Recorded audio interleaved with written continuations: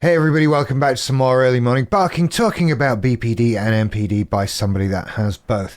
I've hurt my back, so I haven't got long to sit in this chair before I'm in total agony. You can already see it on my face a little bit that it's happening as we speak. So we'll get through this quickly without many breaks. Hopefully I'll probably just still ramble and go on about anything because I am in a lot of pain right now.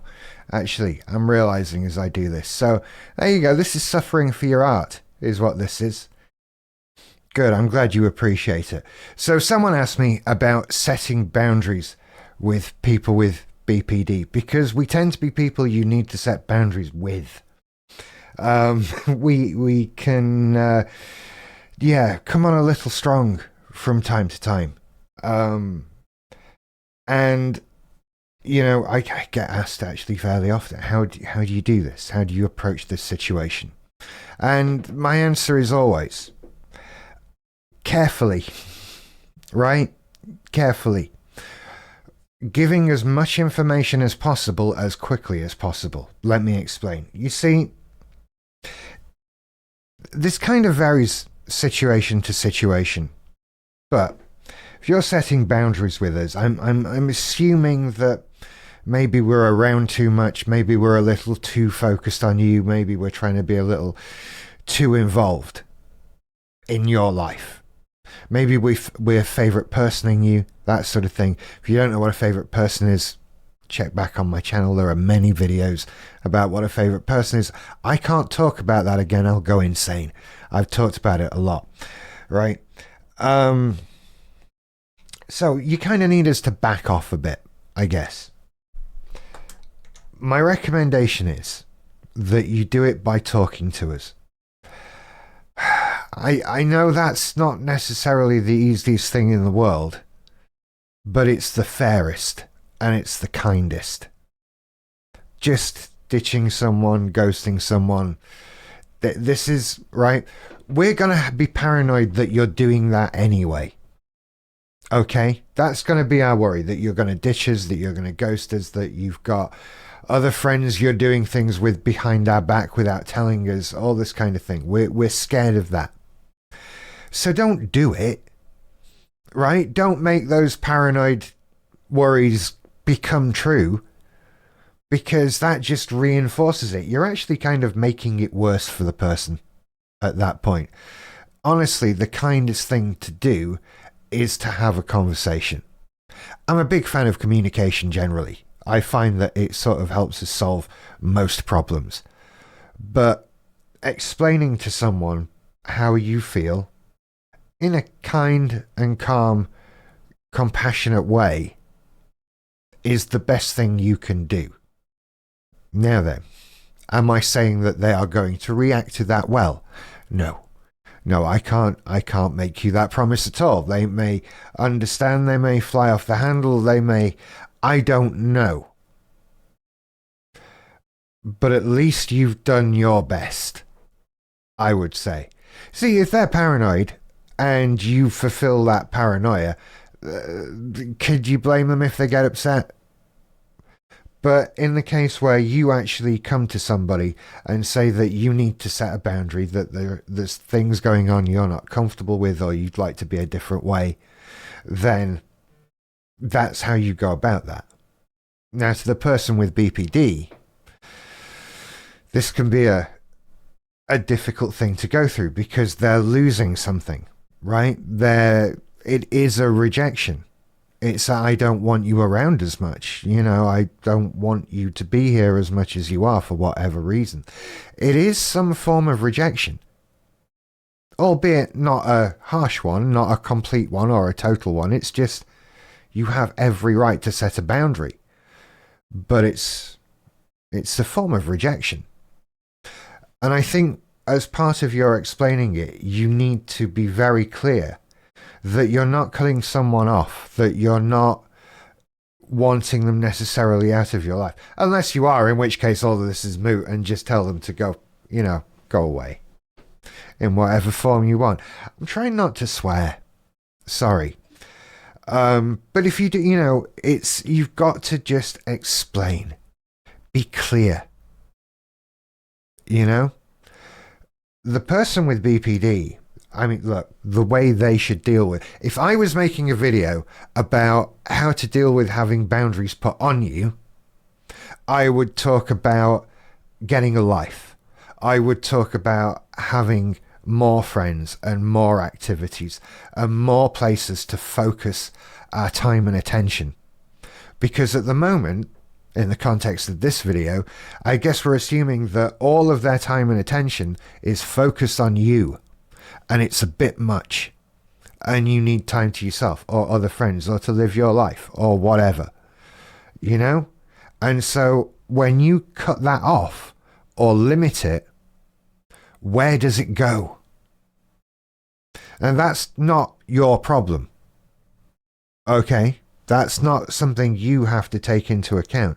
I don't know. I guess in terms of helping people with BPD, tell them that this is what I'm saying.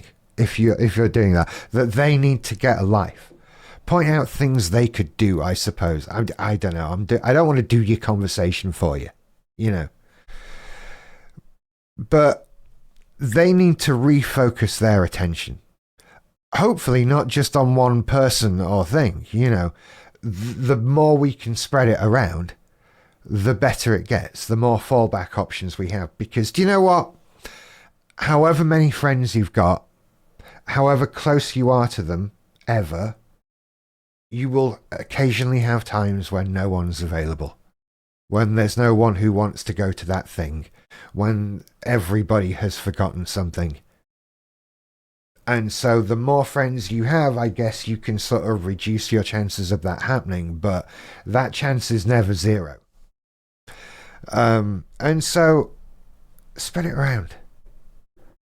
Do something different. This is where I say, like, join clubs, get a hobby, do something that enables you to meet people and spend time with other people outside of your house. You know, find communities, companionship, friendship, that sort of thing. Because that sort of thing for somebody with BPD is, it's the positive reinforcement that we need, right? If you've got lots of friends, then can you really worry about being unlovable? You know, some of the other classic BPD things that we have. Spreading your time and attention around, having as many people in your life as you can. That is, you know, a BPD person's weapon against having a favorite person in the first place, you know? And so, but that's what they need to do.